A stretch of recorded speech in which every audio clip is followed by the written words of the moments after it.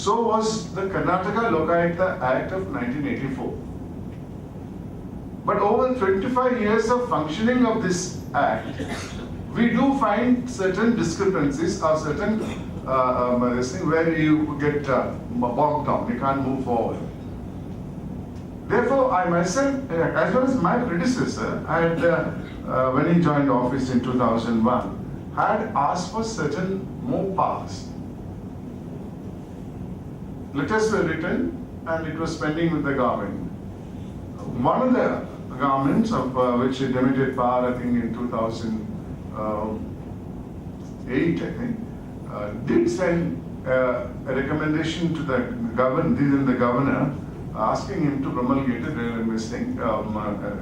ordinance in regard to granting suo motu powers to the Karnataka Lokayukta with reference to the bureaucrats. Though it was asked against political bureaucrats as well as the executive bureaucrats. It's only the executive bureaucrats against whom it was given, but then the governor said, no, you are going out of office, therefore I will not promulgate an ordinance. It was not that. I have seen, let me first comment on Goa Lokayukta Act, Original Act 2003. Of course, the draft given to me has a lot of typos, and I will not comment on that. But it is in 2003 itself, it had conferred the suo motu power on the proposed Lokayukta. That's a very good thing, which is not there even in Karnataka Lokayukta Act, which was by an amendment. It was made applicable so far as the bureaucrats are concerned. One thing I would like to say about the persons who are qualified to be the Lokayuktas.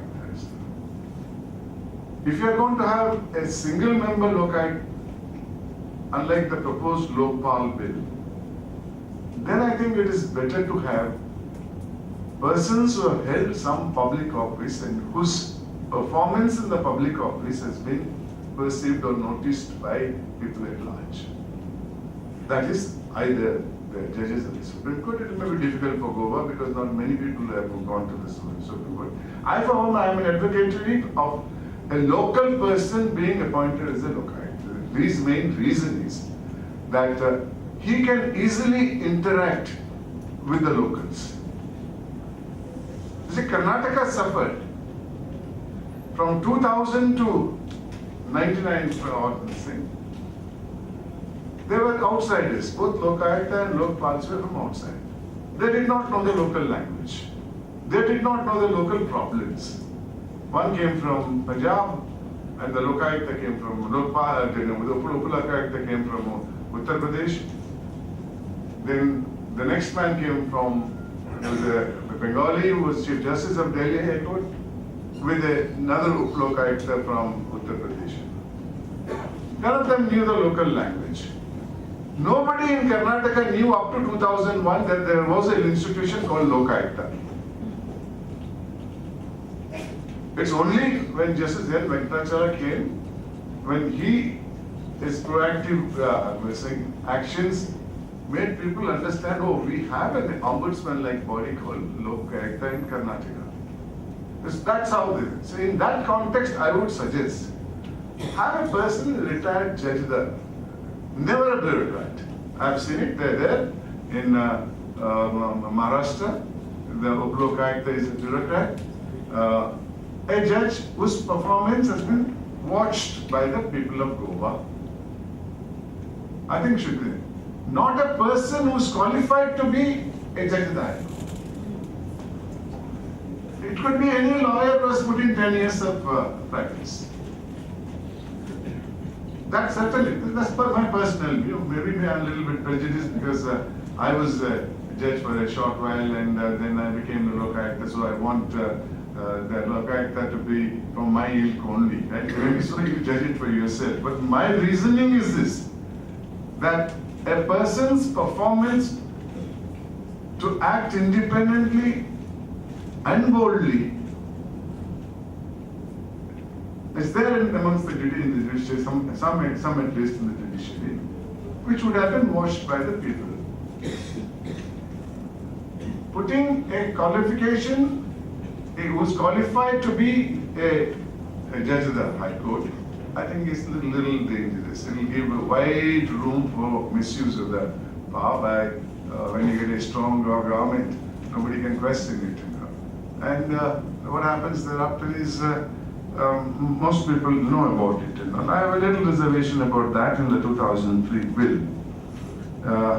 Then I had in Karnataka asked, what happened in Karnataka was there was the Vigilance Commission which was looking into administrative misconduct of public servants.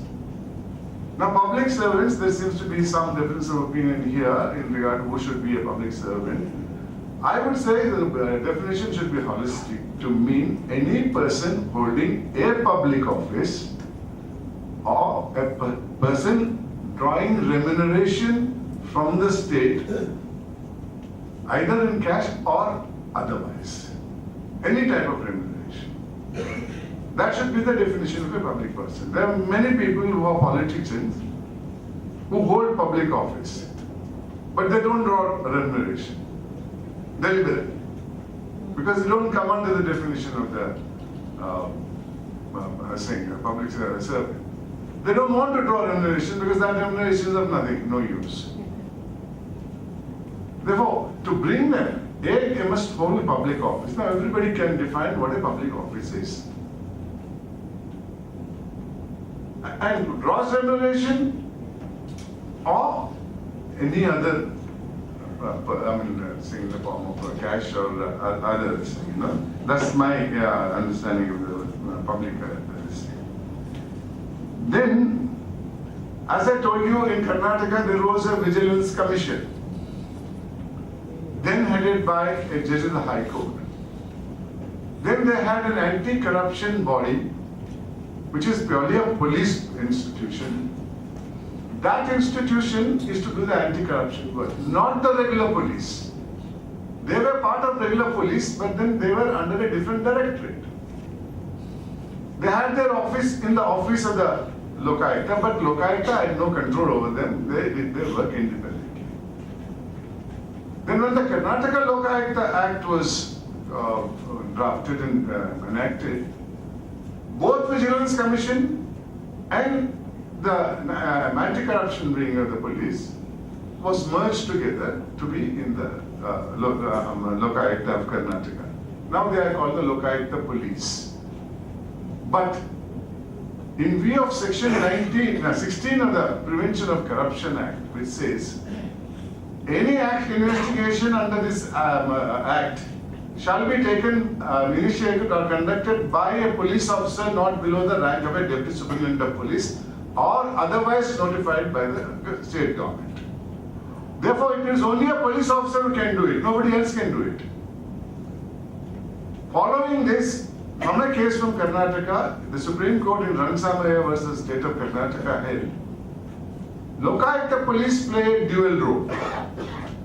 While they are acting under the penal code or under the criminal procedure code or under the Prevention of Corruption Act, they are regular policemen covered by police powers. The Lokayukta being not a police officer, he has no supervisory power over the Lokayukta police. But under the Lokayukta Act also there are criminal misconducts. And if such misconduct is taken place and it is found after a preliminary inquiry that they should be prosecuted, then they will act under the directions of the Lokayukta. To that extent, the Karnataka Lokayukta has the power of supervising the investigation. Here itself, I may point out, unlike that has been pointed both in the Law Commission recommendation as well as the 2003 state bill, or the bill,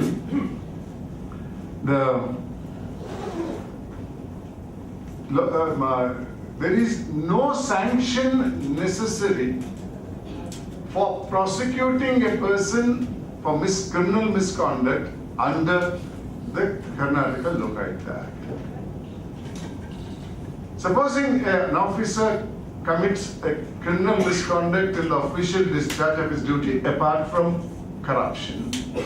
There are many examples you can give.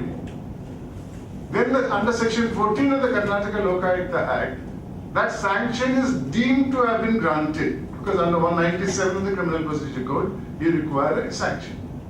So you don't have to run to anybody to get the sanction. But when it comes to section 19 of the Prevention of Corruption Act, the sanction will have to be obtained from the competent authority to prosecute. That is a major hurdle that is being confronted by the Karnataka Lokayukta Act as well as other Lokayuktas whose policemen act under section 9, under the Prevention of Corruption Act, that they have to obtain sanction. I can tell you with my experience, which is now over, it would take minimum 3 to 4 years if at all sanction is granted. And in many cases, sanction is refused on the ground. This witness is not reliable. This evidence is not sufficient.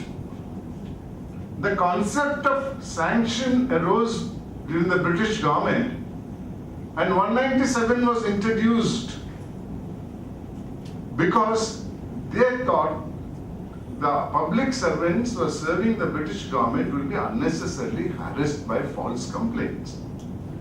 Therefore, to prevent such false complaints, a sanction was necessary from the competent authority.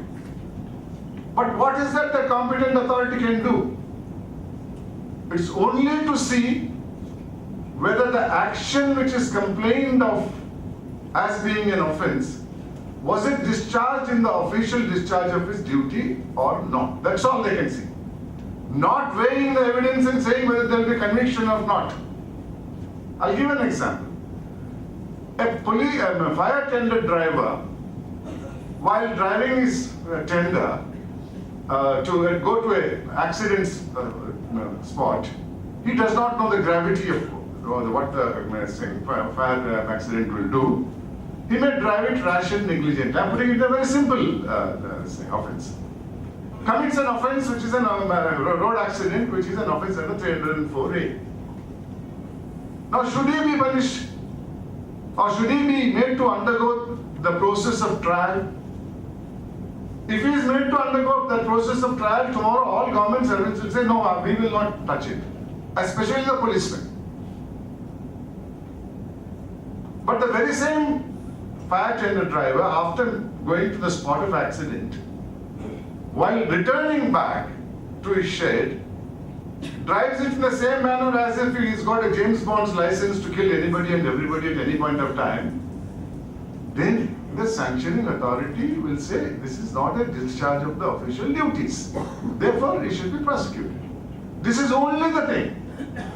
But I can assure you the sanctioning authority today sits in judgment, asks for the entire investigation file, and sees which witness has spoken what. Then he'll say, write a judgment, a mini judgment. This evidence is not enough for prosecution. That is not the intent at all of 197 nor of 19. Supreme Court in 4 cases pertaining to 4 chief ministers of the state, Prakash Singh Badal, the Rajendra Singh Battal, Karunakaran, Lalu Yadav, has specifically stated that the Prevention of Corruption Act enumerates only 2 offences. One is receiving bribe, other is amassing wealth beyond the known source of income. Either of these offences have no connection with the official discharge of his duties per se. Therefore, sanction is automatic. These are the words. Please look into this judgment.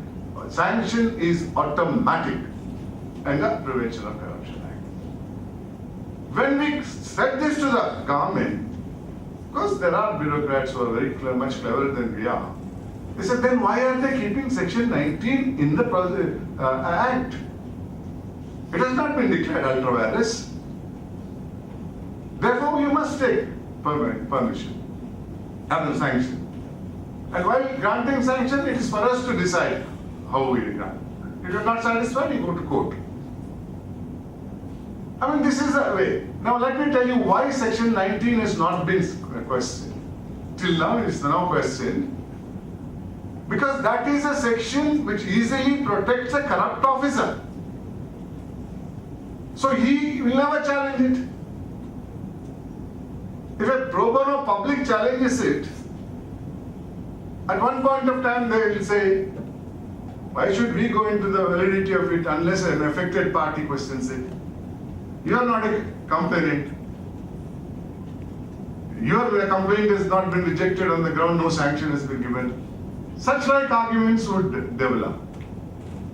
In one case of Karnataka, then the Chief Minister, then the Lokayukta was made a party, making a straightforward allegation that all these people are colluding not to give sanction to nearly 89 officers. The matter was pending in the Supreme Court for 3 years. And from what I know, I hope I am not wrong, the indications that came from the bench was that they are likely to strike down 19. For some mysterious reason, that petitioner whose case was almost the end, coming to the end, he withdrew it. He never filed it back. Now, Transparency International organization has filed a petition, pro bono public petition, challenging the section 19 as being ultra vires of many provisions of the Constitution, especially Article 14. The reason is simple. After the amendment to the Prevention of Corruption Act of 1988, a bribe giver is also an offender. Please don't forget it.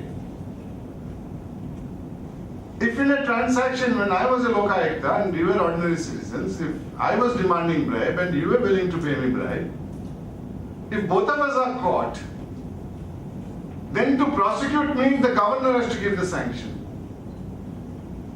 I may have special relationship with the governor, so the governor will not grant sanction. Whereas the person who gave the bribe, there is no need for sanction. It's not that he doesn't have a godfather, but there is no need for sanction. So in the very transaction, that person can be taken to court and made to face a trial. In the same offense, two accused persons, one is protected by law and not given sanction, whereas the other person, there is no requirement for sanction, therefore he faces a trial. Based on that, which would be violative of Article 14, a class of persons being discriminated only on the ground one is a government servant, one is a non-government servant, even though the offence is the same as common. The matter is pending in the Karnataka High Court, as is the normal judicial practice. I don't know. During my lifetime, the judgment will come.